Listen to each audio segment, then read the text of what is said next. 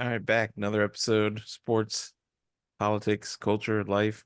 I'm T Dubs. Mark, what's going on, Mark? What do we got? Dubs. Dubs on the West Coast. I'm in Harlem. Got my Muslim brothers on the outside Yes. singing right now in the mosque across the street. Um, while you have your beautiful golf course outside your window. Yeah, my kids yesterday had a bomb threat at school saying if they don't release so I don't know, they had a list of hostages or something. And they said if they don't release it, we're blowing up so many Bay Area schools. It was kind of scary. But if who doesn't release hostages? The government. Our government, Yeah. United States. Yep. That was our morning. Yeah. Anyway, crazy, right? This is the world we live in. It is. It always upsets me when people say they don't want to have kids because the world's so fucked up. You're right. It's disturbing because I love kids, clearly. The amount of kids I have. But it makes sense. Why would you want to bring a kid into this crazy, screwed up world? Yeah. To fix it? I don't know.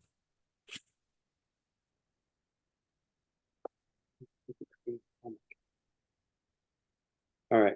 Caitlin Clark, WNBA, women's college basketball. One Right. and done table. We've got NIL, which is so crazy right now.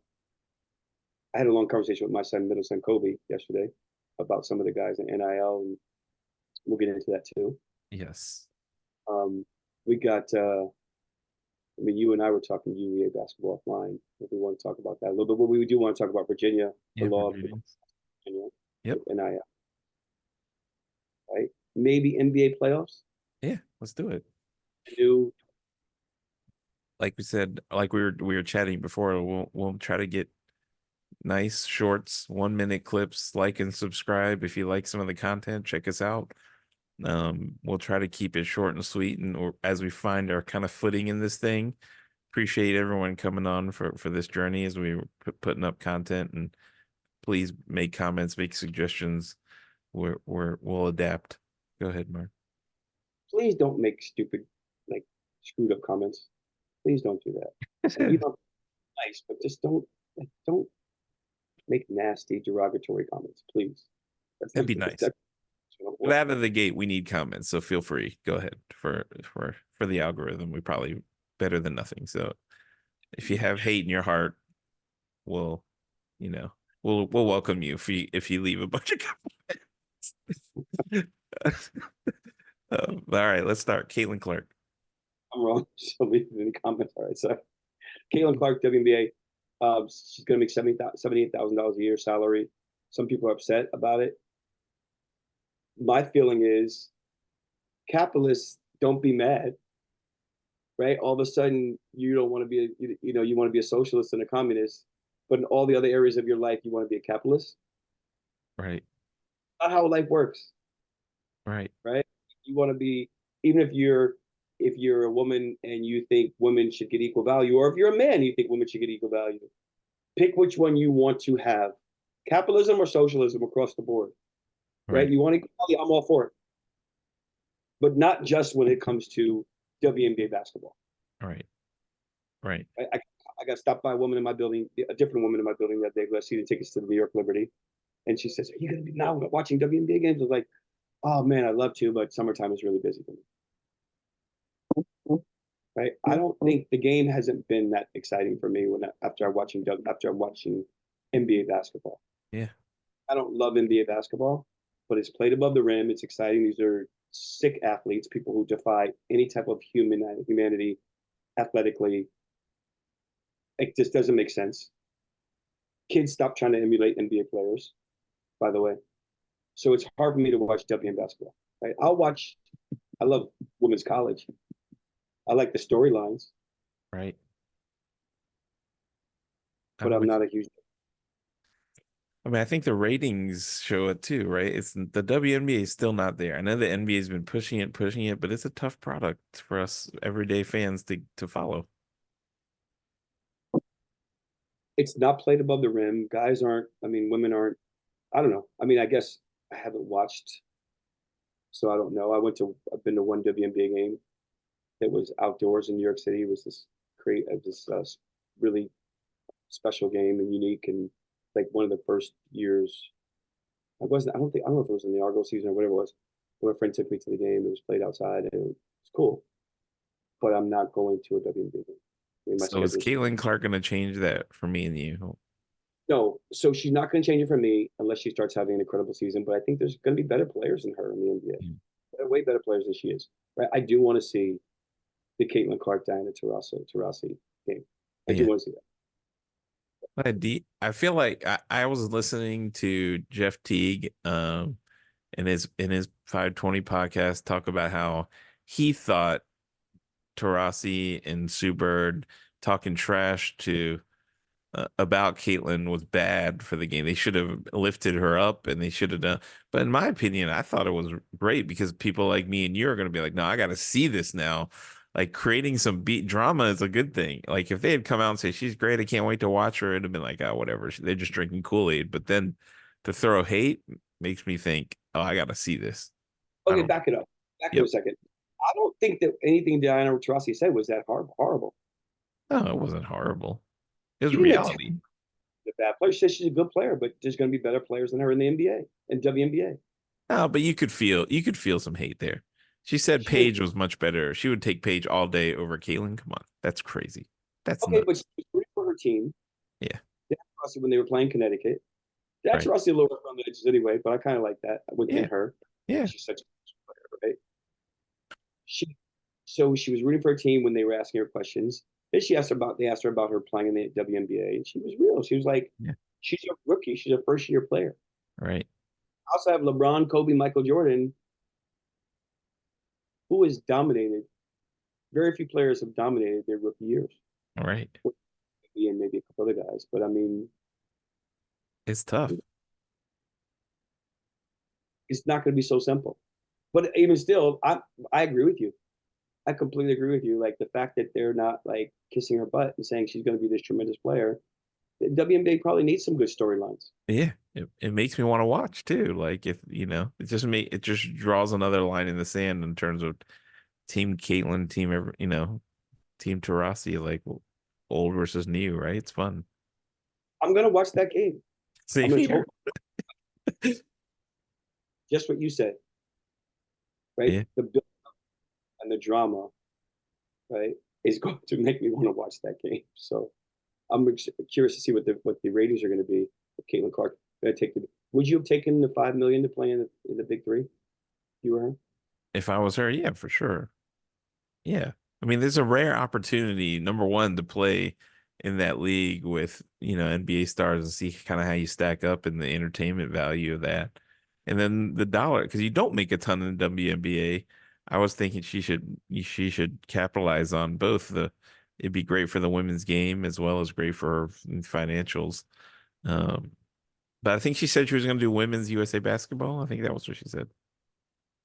I don't know, but so you take if it's for 1 year, 5 mil, and you don't like it or you didn't do well or you did well but you still were like ready to move on for 1 year, can you go to the dumb WNBA and be taken seriously?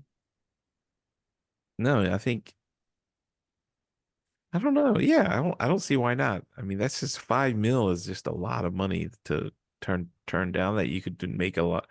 And the impact of her game and lifting up the big three because like they need the support, right? Like they're still a league that's trying to figure it out and to kind of mix males and females and NBA and women and all of that together seemed like a great opportunity. But what do I know? I don't watch that either, if I'm being completely honest.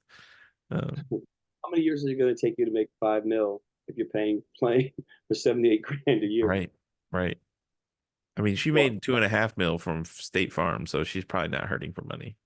no, she's going to get 1 million plus from Nike, I think. Yeah, that too. Which, by So the way, is very underpaid for her. I feel like Nike got away with one. She's gonna sell.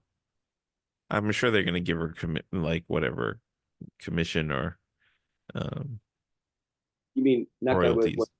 another one? What's that? Away with another one. Yes. They're great at that. Um, she is. We're gonna really know how good she is. Yeah. Yeah, it'll be Okay, great. last question. Do you go back to school if you're her, or do you stay? Do you go to the NBA, WNBA? I think you go WNBA. 2 years back to back.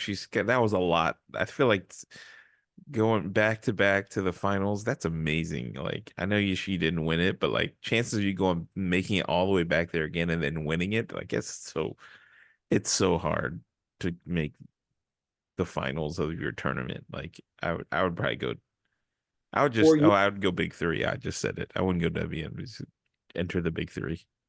Yeah, no, it's right, right. So you go big three instead of going back there. All right.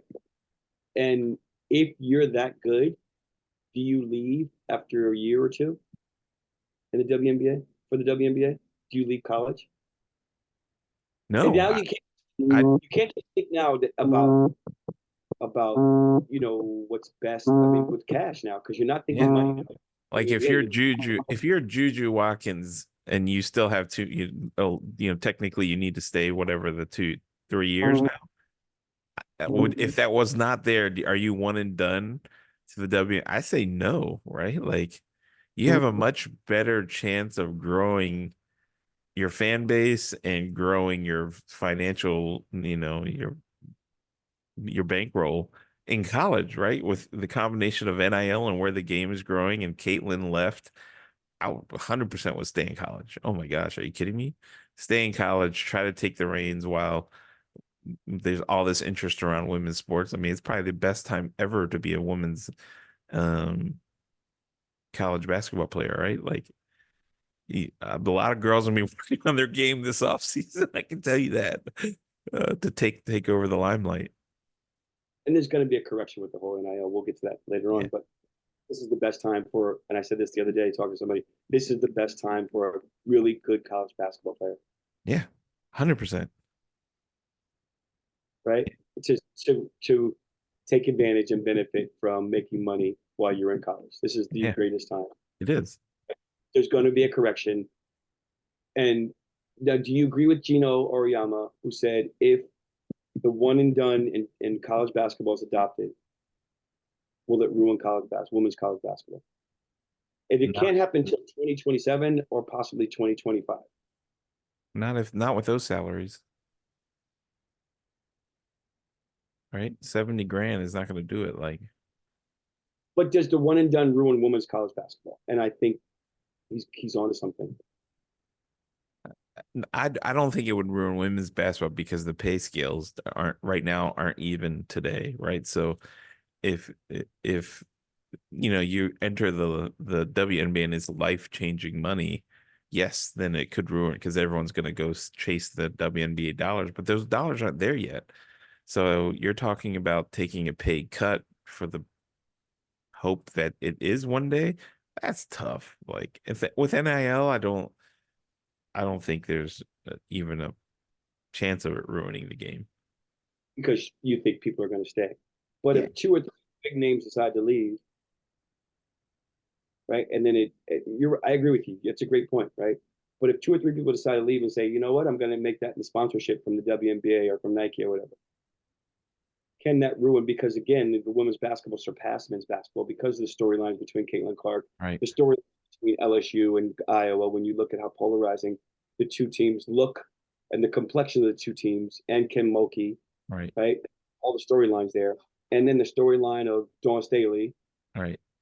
how many championships she's won, and you still have Paige Buchers, the Yeah, storyline. But she's choosing to come back, by the way, and not go to the WNBA. right. Right. So now you still have women's basketball with a future next year because people Right. are looking at Paige Buchers and they're looking at Juju Watkins and they're looking at a couple other players who are really good. The young lady from Notre Dame, a couple other people, right?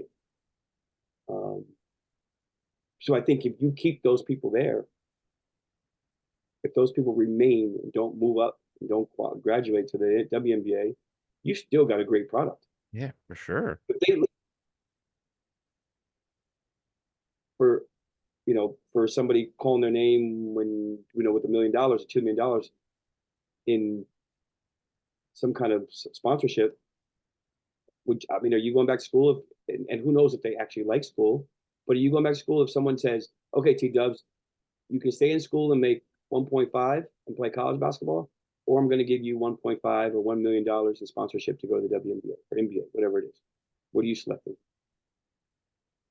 I mean, if it's really close, then you really it's a lifestyle choice, right? Like, um, WNBA doesn't have that many games, right? It's maybe 10 more games than the college, so it's not about wear and tear on the body.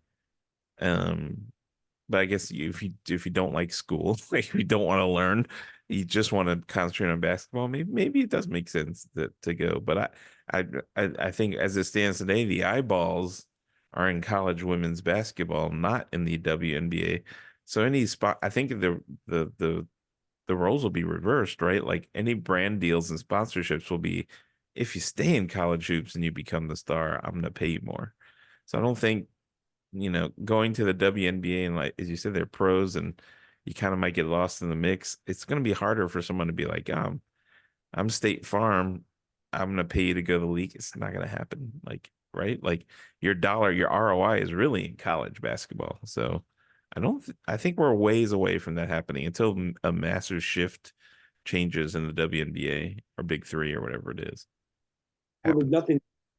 The collective bargaining agreement for women's college basketball can't change any, or WNBA, I'm sorry, can't make an adjustment until 2027. There's a loophole for Right. 2025, but it looks like nothing can be determined until 2027.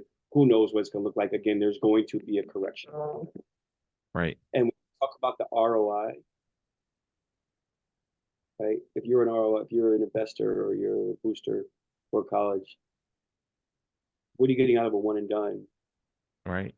You're getting out of, especially if your team's not performing. And at that point, like when you talk about ROI, if I'm a booster, I got to get something out of this. If I'm giving somebody at school $1 million, $2 million, $3 million, Totally. if you're going to ask me, if a kid's going to ask me for a couple $1 million, it's a lot. Yeah, it's A a lot. lot. I mean, yeah. The more we get into this NIL thing, the more it's like harder and harder to justify these big dollars, right? You just got to have some real FU money for you to throw around $1 million a year for a student athlete that you're not sure about. And again, you talk about, okay, what's that supposed to give me? What is the formula? What's my return on 500 grand? What is Right. my return on 1.5? Does that guarantee me a trip to the Sweet 16, Elite Eight? Absolutely not.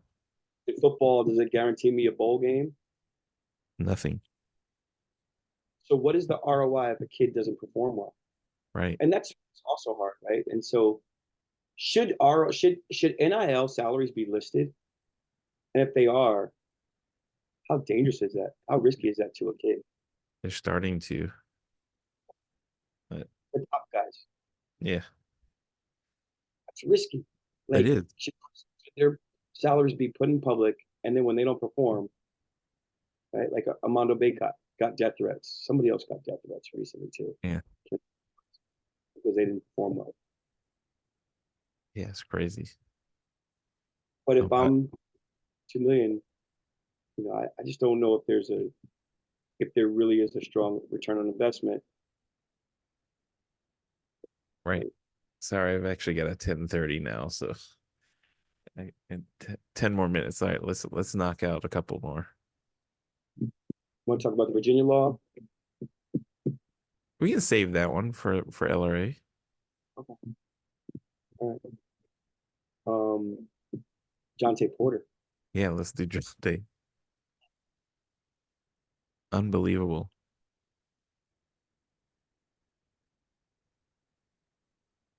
I know people are like, I guess what happened was it was alerted.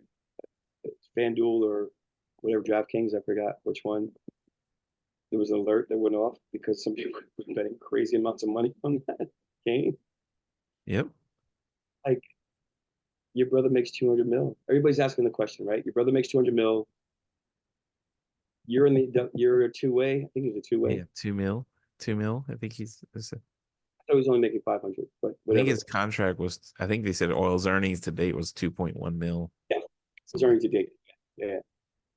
What are you doing? that. Right. Uh, what happened? I'm very curious to know what happened if we'll ever find out. Yeah. No, I mean, we've talked about it. I think a lot of people are gonna have some form of gambling addiction, right? And that for him, he probably thought, hey, my basketball, I mean, he had a FanDuel account. He was making a lot of bets, I assume. Like what did he bet? Like millions of dollars over the course of time, not on basketball, but just overall. He was betting millions of dollars on basketball and not his own games, but other sports and sports gambling.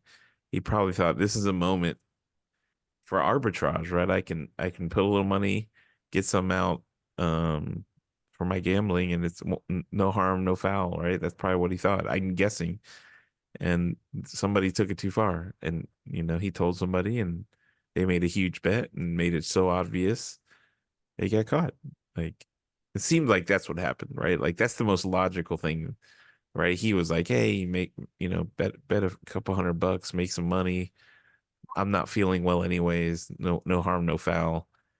And it turned into this. Somebody probably was like, "You know what? Screw that. I know this. I'm betting the house." And he got caught. It's terrible. Um, I think it's so ironic. I go back to this. It's so ironic that this stuff is pushed in your face and pushed in your face and pushed in your face, and I won't say they're exploiting athletes, but it's all over games, Yeah. all over sports events. It's inevitable. And I go back to we've talked about it. We've talked about that. There's going to be coaches betting on this stuff. There's going to be Yeah. players betting on this stuff, whether they're telling their boys to make a bet for them. People are going to be compromised. Yeah. And in And when college it's now, so accessible, it's hard, right? And it's so in your face. Like the spreads are on the box score now. Like it's very hard to. I mean, player props are probably going to go away, especially um ones like that, like a two-way player getting a player prop. But I guess they do have the triggers in place. If someone bets 100,000 on a player prop, like they'll probably just put a limit of like $100 or whatever. But still, that's scary. yeah, I think the irony is gonna be so detrimental. Yeah, Right? for All sure. the laws being the Supreme Court passing a law to legalize gambling, sports gambling, and gambling all over the 38 states. It's gonna hurt. It's gonna ultimately. I mean, I, realistically, this is not the only time it's happened. This is just the first time it's been publicly caught. and there's going to be more cases, right? There's 3 or 4 cases right now. A couple people getting lifetime bans. Some guy in football, I can't Yep. remember his name, Johnson Porter. And then there's going to be people finding out, just like the referee was discovered he was cheating. There was Yep. a baseball player who was, I don't know what's going to happen to him. They got to be investigating this guy who was calling crazy pitches, balls, and strikes that were nowhere near accuracy. I And there mean, was posted a tweet on it. It was crazy. It's like he's got to be investigated. I think there'll be a lot of it going on. And the problem with me is it's compromising something so pure, well, that I like to yeah, think is pure and great in right. sports. And I think are going to be we're viewing sports so differently now on the whole. Yep. Yep. Like it doesn't matter who wins or who loses as long as my team. There's gonna be so much less loyalty in Yeah. sports. All Taking the that stuff fun out of it. is gonna take so much fun out of it and the purity out of it. So much with the gambling in your face. Yeah. I have no home team anymore. I don't care if the Knicks win as long as my bet comes through. I mean, honestly, that's what ruined football for me. Fantasy football ruined it for me. I'm guilty though. Yeah. I'm not an OKC fan. With a week, 2 weeks left in the season, I made an improbable bet that they'd come in first place So you're in their cheering like division. crazy. Bet $50. It's 12 to 1. I was going to bet 100, bet 50. Of course, I was going to bet 100 now that I say I want, that they ended up winning on the last Yeah. day of the season. That's a good They hit. come, It's a nice hit. yeah, $50. That's going to, not get me too far in New York City. Go to a tenth of my rent. Um, but again, I am not an OKC fan. In fact, I dislike OKC except for Shea. I really like Shea. In addition to him being a great player, such a great kid. He's the nicest Yeah, kid ever. right. Right? One of my, but I'm not a fan. I don't like the coach. I don't like how they treated people. Right. But listen, if I'm gonna benefit financially because I bet on them, like I gotta look in the mirror as me being part of the problem too Yeah. now. No, it makes sense. Like it changes the dynamic of how you cheer for games, and yeah, like you're right. The purity of like, hey, I'm rooting for my hometown, I'm rooting for my local team or the team my dad cares about, totally changes when you put money on it. Like it's you throw that out the window and you're like, no, this is now financially gonna benefit me, so I'm rooting for this. Screw whatever thing I had before, which is sad, right? I'm very loyal to the home team, like so like for me, my natural route is going to be cheer for the home team, cheer for cheer for the guys from Virginia. But if like you put a bunch of money on it, it definitely changes the outcome of how you think about these games, which is why I don't do it. So anyway, I've never made a bet on Virginia. I'll never make a bet on Delaware, at least in not well close there. yeah, And I don't bet. And if I do bet, I don't bet that often. I bet rarely, and if I do bet, I bet $5, $10. yeah, yeah, I might never bet that 50, but I bet so rarely. But absolutely right. And then if someone doesn't come through and maybe be the reason why you lost a bet, how do you feel about that person in the future? yeah, I crazy, can't stand. yeah. Oh, I hate that guy because you bet on him. They didn't come through. I know you got to roll. Right. Yeah, appreciate it. We'll jump back on later. Let's do a UVA one later. That work? If you're free. All right, man. We'll talk soon.